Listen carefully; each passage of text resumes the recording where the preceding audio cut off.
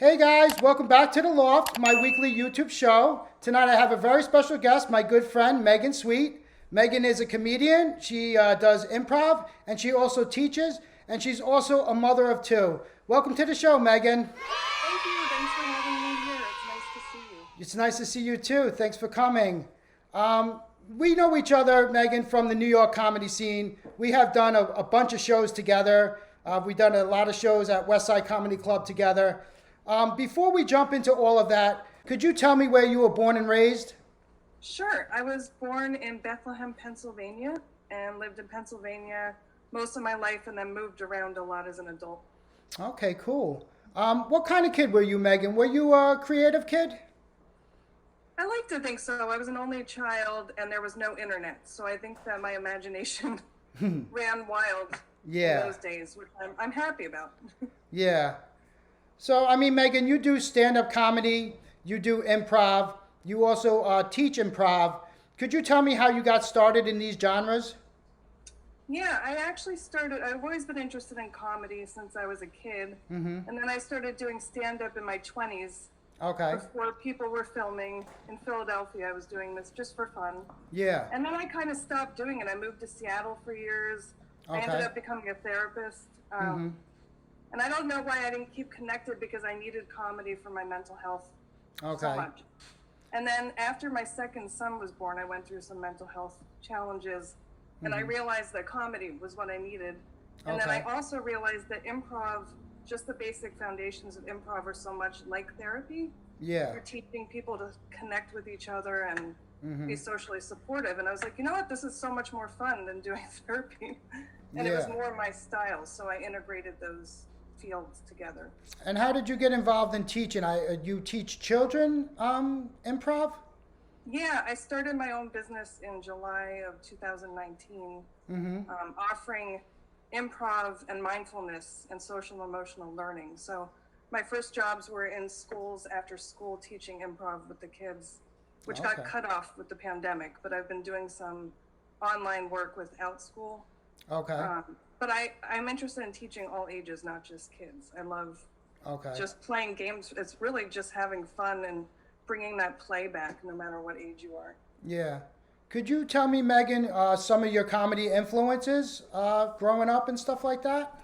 Sure. I mean, Saturday Night Live was huge for me. That was my dream. I was always writing sketch comedies in my head by myself, and I always found a way to kind of look at what was going on around me and make something funny about it, because otherwise I'd be crying all the time. Yeah. And we had a satellite dish in our backyard, but my dad didn't pay for any of the services, so whatever wind blew is what channel we got. But we got all this Canadian TV, which brought me Kids in the Hall, and all these Canadian. So my humor was really in sketch comedy, and then also British humor. I always loved dry. Tracy Ullman? Yeah, I love Tracy Ullman. Yeah. So a lot of it was sketch comedy based, but I have so many stand-up comedians that I love. I mean, we could go on and on. Yeah. So Megan, I have seen your stand-up comedy. You are very funny.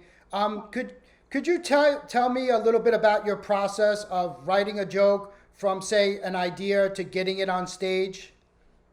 Sure, and a lot of that I learned, going with the American Comedy Institute. Because yes, when I was me doing too. open mics in the past, I was just kind of winging it, which was fine. But there is an element of joke writing that's very important when you're in a show. And all of it is really from experiences in my life and then turning them into kind of funny moments or thoughts I'm having, or even kind of not so happy thoughts, and then turning it into humor, because that helps me get through it.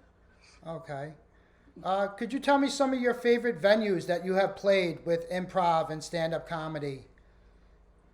That's a great question. I mean, in New York City, definitely being up on the stage at Gotham was huge for me. Yeah. I never thought I'd be able to do that. And I love West Side. I just... Yeah, me too. For some reason, that stage grounds me. When I'm standing on it, I feel great. I'd like to go back with you. Yeah. We actually did get word that April 2nd, comedy clubs are opening back up in New York City. So that's huge. That's huge news, That is great. I definitely want to get vaccinated. Okay. and then get back. Yeah. So Megan, where could we find you on social media? Where could we check you out if we have anything to see? Where would we find you? Right now, I'm on Instagram the most because I Okay. like connecting with other comedians. My name on there is Megan _E _sweet. Okay. And I do have a business. My business name is Improv Mind. Okay. And I have a website, and I did have a Facebook page, but I've kind of fallen off Facebook for a little while. Okay. Could you tell our viewers what your website, how we could find your website? Sure, it's www.improvmind.net. Okay, great. So I have a little bit of a serious question, Megan. I mean, through these difficult times that we just went through and we're still going through, where did you find the motivation to keep doing comedy, to keep with it? You mean pandemic specific? Yeah, like pandemic, what's going on with the pandemic? I know you told me you've been writing a lot of comedy, Yeah. and stuff like that. You stuck with it. What motivated you to stay with it and keep going? That's a great question. Actually, it was really the challenges I had after my second son was born when I realized that I need it. And then Okay. as soon as the pandemic happened, I'm like, if I don't keep this mindset going, Yeah. things could get bad. But I've always had anxiety, so in a way, I felt like I was kind of on top of it. So I was kind of turning those anxious thoughts into comedic Okay. situations and thoughts. So I feel like next time we can get up on stage, I do have some better material. But I think Okay. that, I'm trying to keep my sons in that mindset too, because Yeah. my older son is 6, he'll be 7 next week. And just having to stop kindergarten last year and be out of first grade this year, that's a lot for a kid to go through. So I try to keep the humor big in our house. Okay, great. I have another little bit of a serious question. Where do you see the future of comedy headed? Where do you see it headed, the future of comedy? Oh, that's a great question. I mean, just thinking back to what I said before about how much has changed since I started 20 years ago without all of this social media. I mean, I think it's going to continue on this trend of people uploading on the internet, and now that we are in such a virtual time. Yeah. But I think that maybe all of this will help people go back to that nostalgic feeling of being in a club and maybe even appreciate that more. Yeah, I think so too. Yeah. On another little serious note, what advice would you give a young comic starting out today? What advice would you give somebody young, even female, starting out in this comedy business today? I would say believe in yourself and just do it. And Okay. the biggest thing that I learned is that if you get up and bomb, that means you're in the field. Yeah. You have to bomb. I mean, if you're not going to get up there and go through a moment where people aren't laughing and you're like, oh my gosh, should I just run off the stage? Yeah. You have to go through that, because after you do, you're like, you know what? If I can get back up there again, that means I'm meant to be on the stage. And for women, I think that there's more of a female presence now, and there's such a strong movement for women that this is the right time. So no matter what age you are, it's good for your mental health. It's fun. Yeah. And do it. Just do it. Life's short. Definitely. I have kind of a fun question now, Megan. If you could sit down with anybody in the entertainment industry, who would you sit down and have a conversation with right now? Dave Chappelle right now. Okay, awesome, yeah. I don't think people would look at me and Dave Chappelle and be like, these two are going to have a long interview together, because nobody knows who I am. But he is such a philosophical, I can't say that word, thinker. Yeah. And I am too. And I really just admire how he can take so much of what's going on in the world and what he experiences and just be so, not blunt. He's just such a good speaker and comedian that there's so much in what he writes and says. But it's in a way that people are having fun. And I want to, how does he do that? Yeah. I love watching. I love listening to him speak. Me too. In interviews, I don't want him to stop. I'm like, everything he's saying is huge. Yeah. Especially right now. Yeah. So could you tell us a little bit about more of what you're doing with the improv and with the teaching? Could you give us a little bit of a scoop on that? Yeah, well, I didn't mention, I also work with the Improv Therapy Group. Okay.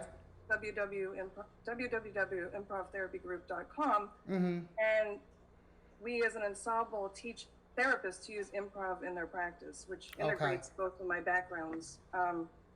We also are teaching clergy, frontline workers, students. So really it's honing in on how we can use the yes and of improv, the focusing, active listening, to build better relationships with ourselves and others. So I want to go into schools and work with leadership to use improv. There's so many little games you can play in staff meetings, but they demonstrate how we listen to each other and what's happening as a system in one building. Yeah, wow, that's amazing. Yeah. Wow. And then also in therapy, I sat as a therapist with clients and talked about building a strong support system, but that's it. How do you do that? So if you start to practice these little kind of games and activities, you're learning to, it's called neuroplasticity. It's like yoga for the brain. And you're expanding your creative thinking. So the more you do that, especially if you're kind of depressed, the more you do that and kind of get out of yourself, get out of your head, you find yourself doing that in other areas. And building better relationships, communicating better, focusing more. So I really passionately believe in what I'm doing, and I love my job right now. Wow.